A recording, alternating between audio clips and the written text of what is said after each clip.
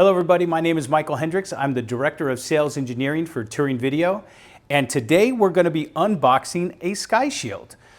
So we're going to be going through all of the different accessories that you see inside the box, and we're going to be looking inside the SiteShield, as well as taking a look on the outside of the SiteShield, everything that you need to know when you are opening up your new SiteShield. So the first thing I want to do is we're going to go ahead and take a closer look at all of these different accessories, as well as the assembly manual, instruction manual for the SiteShield.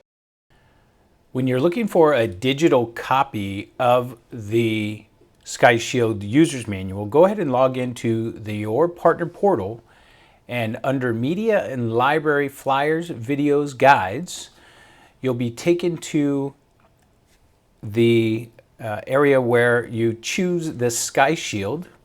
And if you click on the SiteShield and you scroll down a little bit, you can actually find the digital copy. There's two here. We are going to cover the SiteShield setup guide in this video, and in another video we will cover the SiteShield ISP configuration guide. Now that we have our SiteShield assembly manual open, you can see that it is separated into 4 separate steps: how to assemble the SiteShield, how to set up your cameras, how to insert the SIM card into your 4G router, and last, how to mount your SiteShield. The first thing that we look at is what's included in the box.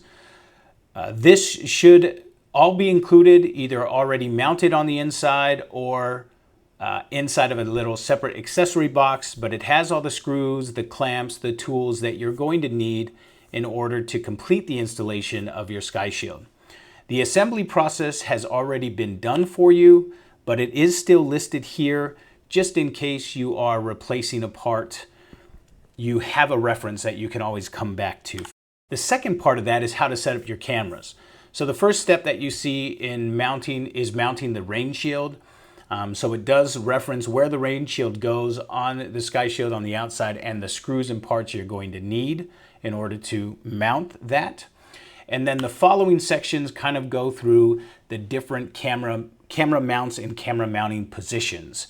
So you may see different mounting options depending on which cameras you have chosen, but the instructions do kind of guide you how and where to mount those options to the sides and to the bottom of your SiteShield unit. Now, the third step in the configuration guide is talking about inserting the SIM card into your 4G router. As we will mention later in this video, that you do want to remove your router first. This should be one of the first things, because you do need the serial number and the IMEI number and the username and password in order to start the configuration of your router in order to get it up and running. So inserting the SIM card is one, but then from here we want to move into that router configuration guide and go through that. You can also reference the YouTube channel for the router configuration video. And the last step in the process is attaching the antennas to the outside, where the metal plate goes and how those antennas connect to the router. In the next step, we talk about how to wire your power plug. So this is a waterproof connector that's already connected to your SiteShield. You will have to unscrew this connector and attach the wires in the proper order in order to make sure that they can fit snugly. So you will have to disconnect that before you can actually attach the wires, but this is a good reference for you where the wires go if the text on the plug is a little bit too small to read. The last step in the overall process is mounting your SiteShield. So it does give you how to mount your hanging bracket, either using the hose clamps or if you're going to be surface mounting the unit. It does show you where you should connect the security strap from. Notice that in this image, it shows you that the top bolt is always in. That top bolt actually rests on top of the bracket, so it's a very easy on-off. And the final step in the mounting process is to attach the other 2 bolts through the holes. And now that we looked at the inside of the assembly manual, we're going to go ahead and take a look at the outside of your SiteShield and where the parts and pieces are going to go. Now what I want to do is take a look at the outside of your SiteShield. The inside of your SiteShield is going to be completely pre-assembled. You may have to remove piece of tape or a piece of cardboard inside. However, the outside of your SkyShield will have to be assembled. You will obviously have to attach the cameras, and we have these cellular antenna here that have a plate, metal plate that helps them stick in their position so that the wind doesn't blow them around or they don't get knocked off easily. We also have the rain shield that has to be installed over the fan ventilation area. And this one is probably the biggest one, is going to be the power. This power coupler, this waterproof power coupler, this is actually going to be attached without a wire to the bottom, and you will have to unscrew and remove the bottom half. And as we just saw in the user's manual, you're going to have to connect the power, cables here in order to get power to your SkyShield. And then, of course, you want to set up your cameras at the end. Based upon your particular SkyShield, it depends on which brackets you're going to need. For instance, we have this bracket here is for a bullet camera or a small bullet camera on the side. We have different brackets will come with the different packages that you actually purchased. We saw those in the instruction manual a little bit earlier. All right. I think I want to move on to the inside of your SkyShield device. So let's take a look.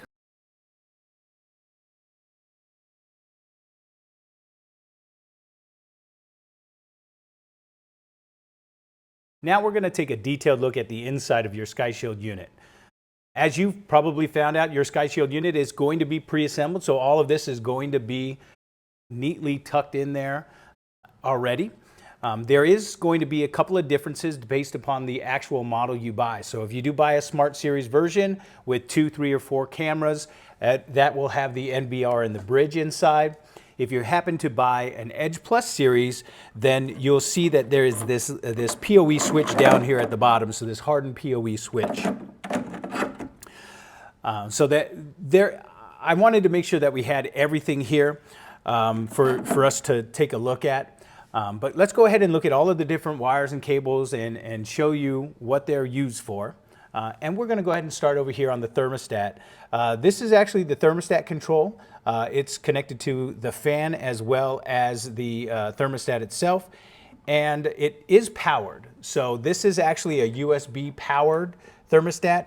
Currently in your Smart Series, it's going to be plugged into your NVR. If not a Smart Series and you're using the Edge Plus, you may find an adapter like this inside of the box.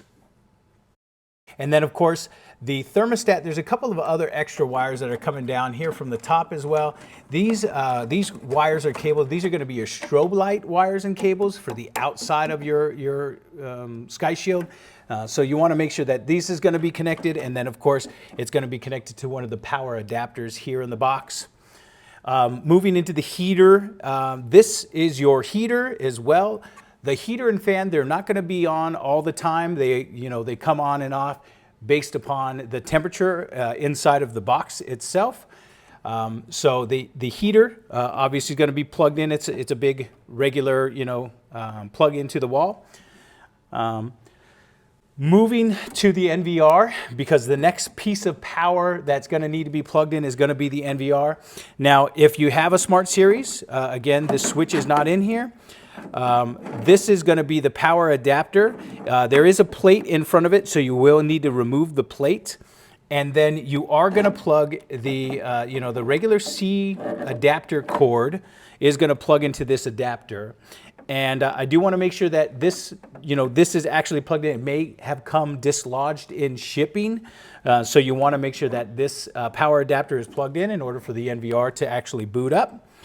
And now the next thing is going to be this bridge. Now the bridge is nicely connected. The power adapter is also going to be plugged in here at the bottom.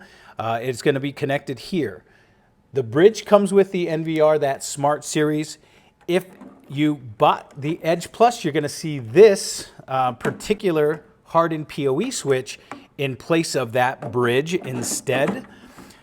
This, in our case, I have the bridge, And the bridge, of course, is going to work to give me some integration with that third-party speaker currently.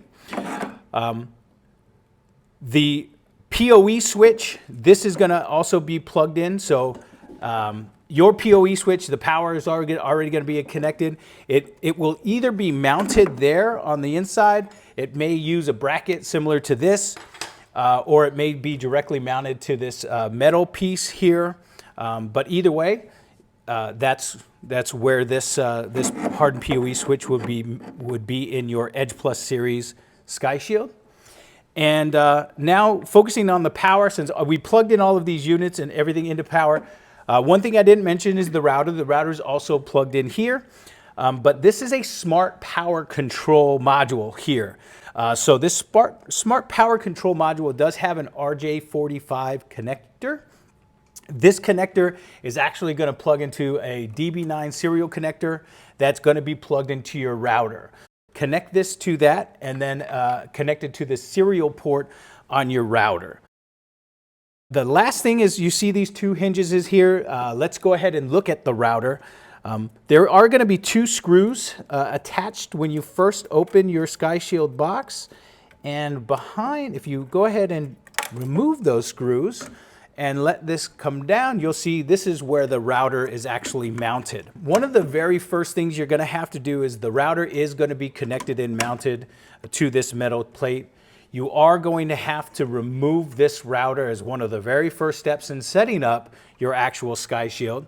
We're going to cover how to set up the router and the different connection points for the router itself in a separate video, but I do think it's important that you know that you are going to have to disconnect this so that you can see the information on the back. You do have to log into the router and get it activated. And the username and password, MAC address, and so on for registering your SkyShield device is going to be on this unit. So you do need to get it out and write it down in order to get started with the setup. And with that, I think I've covered everything. These two cables connect to the outside of your cellular antenna. And now I think I've covered everything inside the box.